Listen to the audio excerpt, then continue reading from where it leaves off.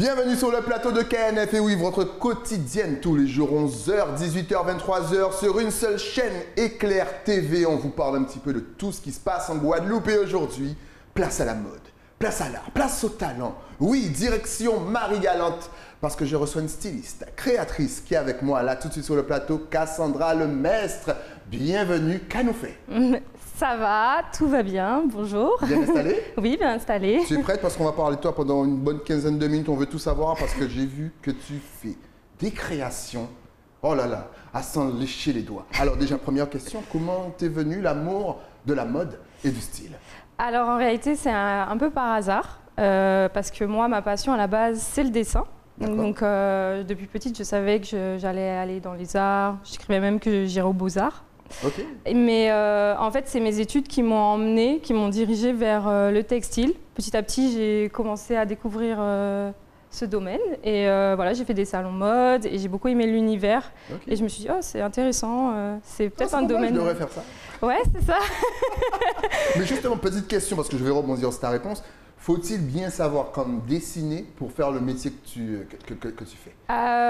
Oui et non. Alors, moi, j'ai des bonnes bases en dessin, mais c'est vrai que ça dépend des styles. Moi, je fais beaucoup de croquis avant de créer, donc c'est vrai que je dessine. Mais il y a certains stylistes qui peuvent faire à base de collage, donc c'est pas forcément que du dessin. Ok, et quand on est jeune, qu'on voit tout ça, est-ce qu'on a des références, des influences? Qui regardais-tu? Déjà en local et même en international. Déjà, est-ce qu'on avait à l'époque déjà quelque chose en local? Alors, j'avoue qu'en local, pas vraiment. Je regardais plus Rich Forest. Après, j'avoue que j'aimais beaucoup regarder Crayola. Je regardais beaucoup les photos. Et aussi, c'est bête, mais quand j'allais chez le médecin, il y avait toujours des magazines, donc je feuilletais et j'aimais bien regarder. Mais sinon, c'est plus à l'international, comme Olivier Roustin de la marque Balmain, que j'adore son parcours et j'adore ce qu'il fait. Et puis bien sûr, Chanel, Dior, ce sont des incontournables. Bien sûr, on a donné des marques, mais comme elle a donné 3, ça passe, c'est cool. Alors, tout en restant sur les débuts, s'il fallait donner un petit conseil voilà, aux jeunes qui nous regardent et qui peut-être souhaitent devenir comme toi, créer leur marque et compagnie, que peux-tu leur dire? Alors moi, je pense qu'il faut suivre ses rêves, puisque moi, c'est ce que j'ai fait déjà. On a beaucoup essayé de me décourager dans mon projet parce que c'est un milieu qui est difficile, et c'est vrai, hein, c'est difficile. J'en avais conscience, mais pour moi, c'est quelque chose que je devais faire. J'ai pas envie j'avais pas envie d'avoir, par exemple, 40 ans et me dire, mince, j'ai pas créé ma marque, finalement, ça me manque. Donc, je me suis dit, pourquoi pas essayer maintenant? Donc, je me suis lancée et je pense que les jeunes doivent oser. Oser, osons, voilà comment on commence bien une interview. Osons écouter les conseils de Cassandra. Alors, la suite, ça a été quoi?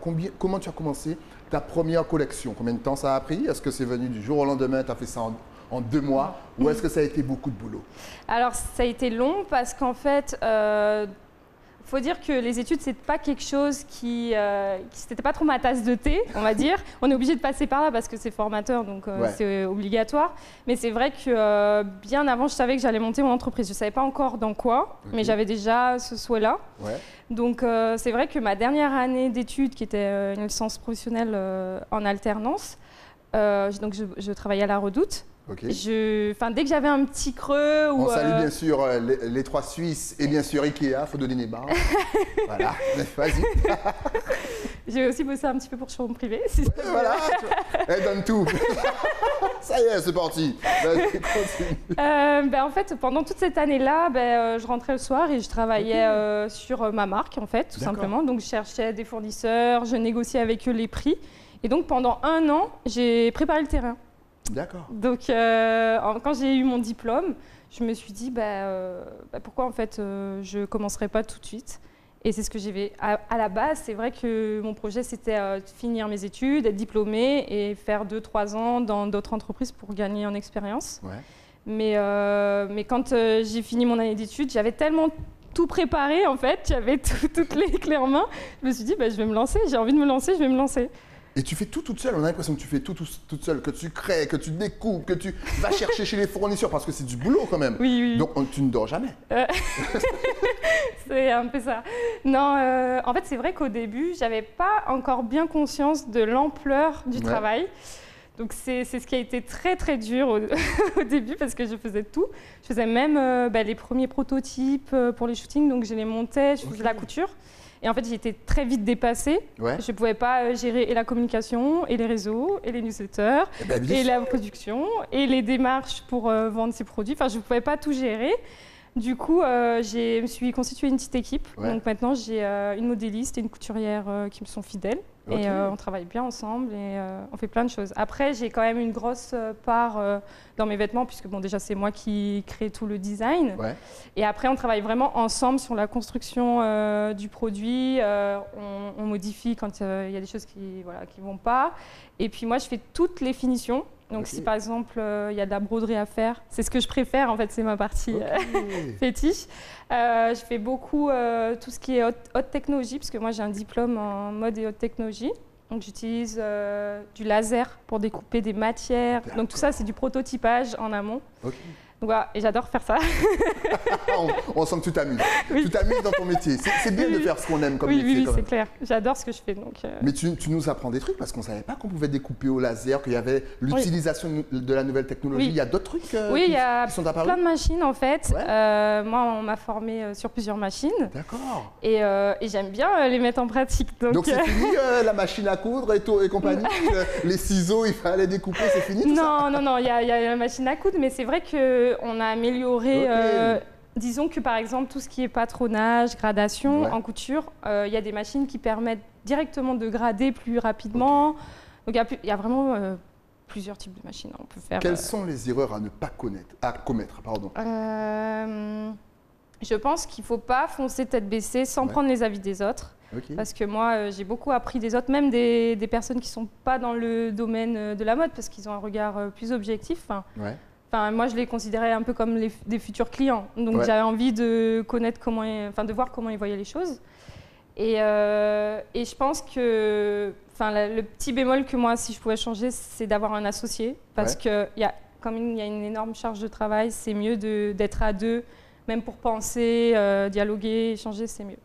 Écoutez bien les conseils, c'est des petits conseils qu'on vous donne comme ça, des petites techniques quand vous débutez dans l'auto-entrepreneuriat. Alors, tu as déjà fait deux collections. Oui. Quand même, elle est productive. Tu as commencé il n'y a pas longtemps. Non, il n'y a pas longtemps, il y a un peu plus d'1 an et demi.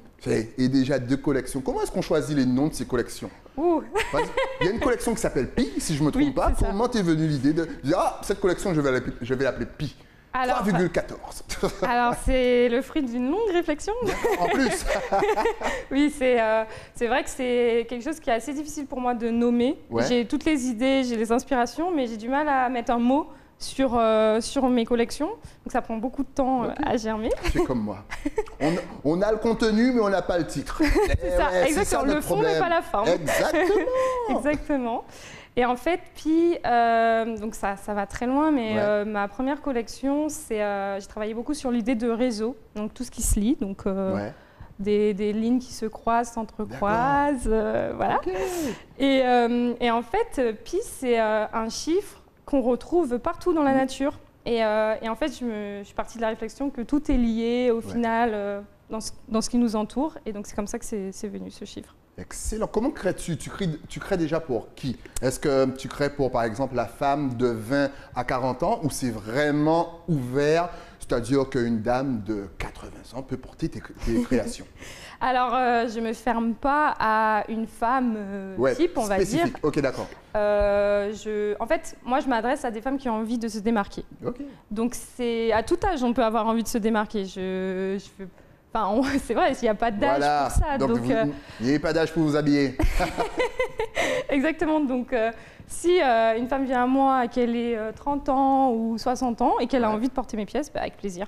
Et tes pièces, je ne sais pas pourquoi, mais ça me rappelle un petit peu les années 80, tout en étant dans les années 2021. C'est-à-dire qu'il y a, il y a la salopette, on en parlait. Oui. La salopette, les pantalons pas de def. Est-ce que, franchement, parce que tu es encore jeune, est-ce que justement cette période t'a marqué, je dirais, la période de nos parents, de nos grands-parents? Je ne sais pas vraiment, peut-être que ça m'inspire indirectement, c'est possible. Mais en réalité, je m'inspire de beaucoup de choses. Vraiment, ma source d'inspiration première, c'est la nature en fait. Okay. Donc j'aime beaucoup observer, ça me donne des idées.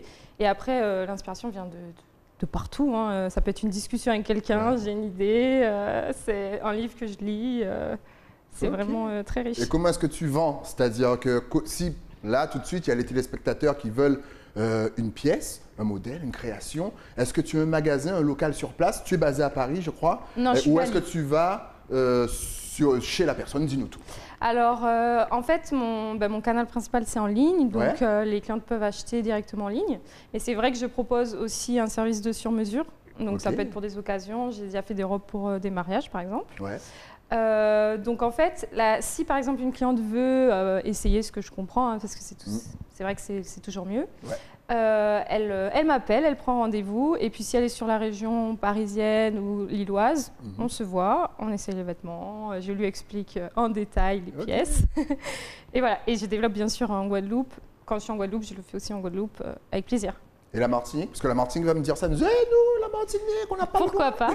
Et pourquoi pas? Et on peut commander en ligne? Oui, on peut commander en ligne. Sans essayer, par contre, sans essayer. On ne pourra pas à chaque fois faire le déplacement et compagnie. Est-ce que cette période, justement, où il y a la pandémie qu'on connaît, t'as un petit peu ralenti, freiné, ou est-ce que ça t'a inspiré pour d'autres collections? Alors, moi, j'essaie toujours de voir le positif, personnellement, puisqu'on n'a pas le choix, on est tous dans la même situation. Et c'est vrai que le premier confinement, au début, ça a été assez bizarre pour moi, parce que j'ai un rythme très soutenu, donc je me suis retrouvée un peu sans rien faire. Je me suis dit, mince, qu'est-ce que je fais de mes journées? Mince alors. Quand j'ai pris mon petit déjeuner, la suite c'est quoi? Je regardais à ma fenêtre, puis je vais encore regarder à ma fenêtre. Je vais reprendre un petit déjeuner.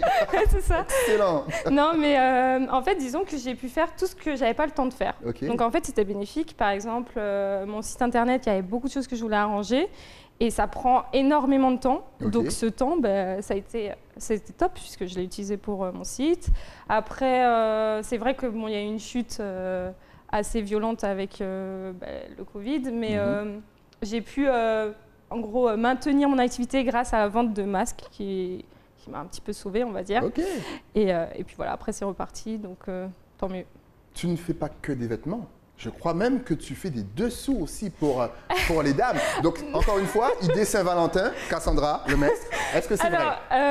Alors, pas vraiment. Je ne fais pas encore. Tu ne fais pas encore? Mais j'avoue que j'aimerais bien faire de la lingerie. C'est vrai que la lingerie, c'est quand même des vêtements. Enfin, des vêtements, ce sont des articles qui sont très durs techniquement, on ne le sait pas, mais c'est assez compliqué.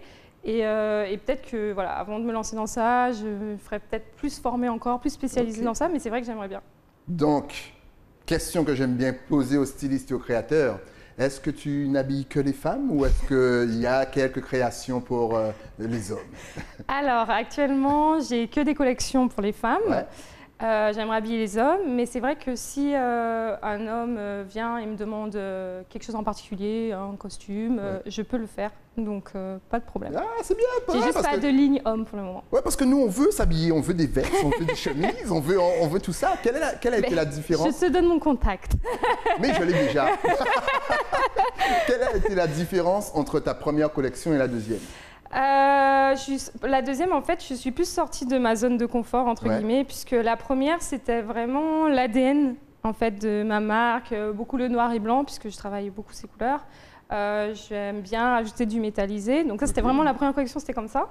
Et la deuxième, c'était plus difficile pour moi parce que déjà, je suis partie sur de l'hiver. Donc moi, j'ai une facilité à faire de l'été. Donc je pense que c'est parce que je suis guadeloupéenne. L'inspiration vient... L'hiver, ça rentre pas dans le programme. C'est ça, mais ça vient toujours des shorts, des débardeurs, des robes. Il n'y a pas de souci, ça vient tout de suite. Et manteau, pull, c'est plus difficile. C'est pas ta tasse de thé, quoi. Ouais, c'est ça. Du coup, j'ai essayé un peu de sortir de ma zone. Et donc, j'ai fait une collection comme ça, un peu plus colorée aussi. C'est pas flashy, mais c'est un peu plus coloré. Il y a du rouge, on retrouve du bleu, du blanc. Et voilà, mais c'est différent, mais je pense que ça se complète. Quels sont les projets de Cassandra Lemestre? Ou j'irai même plus loin, quels sont les rêves de Cassandra?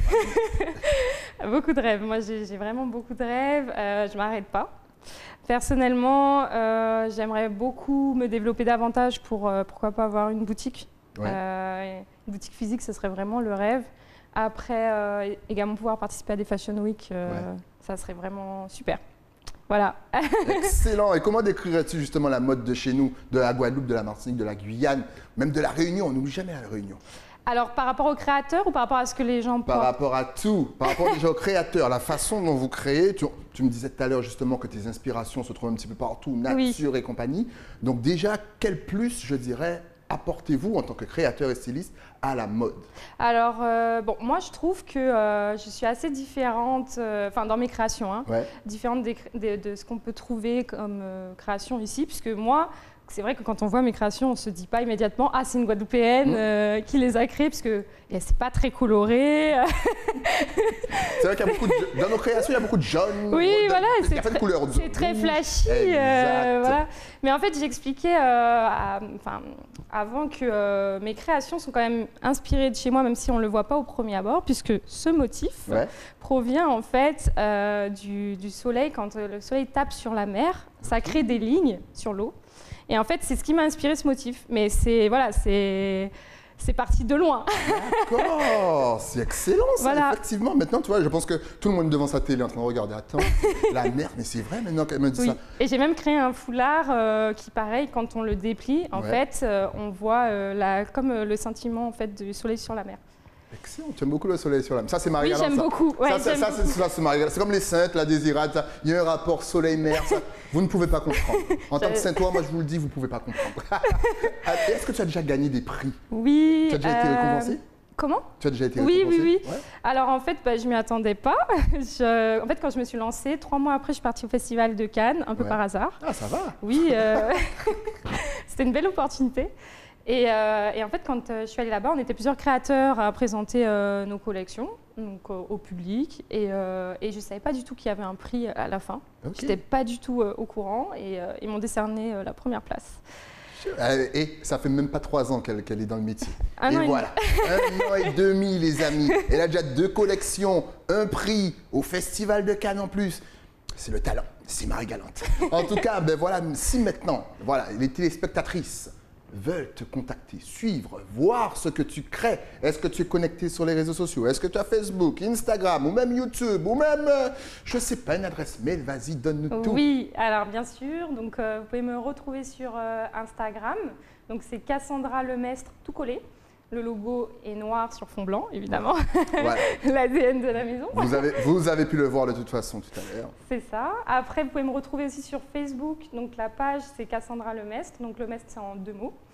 Et également sur YouTube, pareil, Cassandra Lemestre. Excellent, vous tapez, vous likez, vous partagez, surtout, vous la contactez pour commander parce qu'il n'y en aura pas pour tout le monde. Exact. Est-ce qu'il y a pour toutes les bourses? C'est-à-dire que c'est vrai que vous, en tant que création de mode, souvent, la création est assez chère parce que c'est pour des événements particuliers. Mais est-ce que, voilà, un petit vêtement simple, est-ce que tu fais aussi?